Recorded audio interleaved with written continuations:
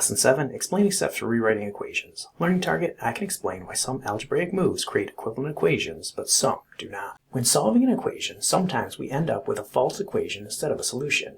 We usually assume that at least one value will make the equation true.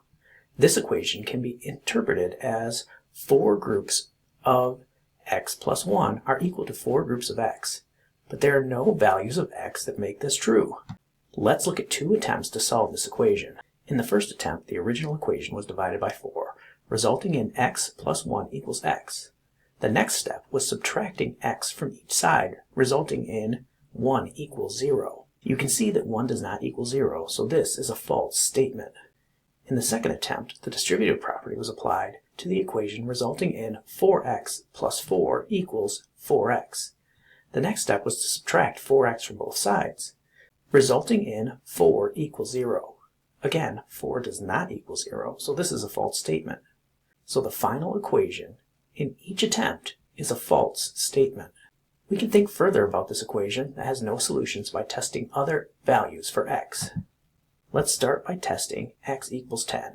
For instance, if x equals 10, then x plus 1 equals 11.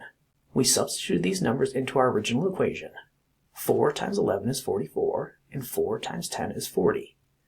44 does not equal 40. 4 times 11 is not equal to 4 times 10. Similarly, we can test for x equals half. If x equals half, then x plus 1 equals 1 1/2. 4 times 1 1/2 equals 6, and 4 times half equals 2. 6 does not equal 2. 4 groups of 1 1/2 is not equal to 4 groups of half. There are no values that make this equation true, so the equation has no solutions. Here's another example that will help us see when a solution is 0. We can see that each step in solving process seems acceptable, but the last equation is a false statement. First, each side was multiplied by 4. Then, 20 was added to each side. And finally, we divided by x. The last move in the solving process was division by x. Because 0 could be a value of x, and dividing by 0 gives an undefined number, we don't usually divide by the variable we're solving for.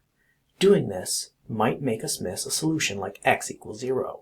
Let's correct this error using an equivalent equation, 8x equals x, to see that 0 could be a solution.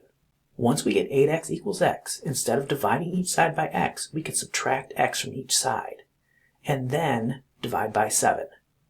Now we can see the solution is x equals 0.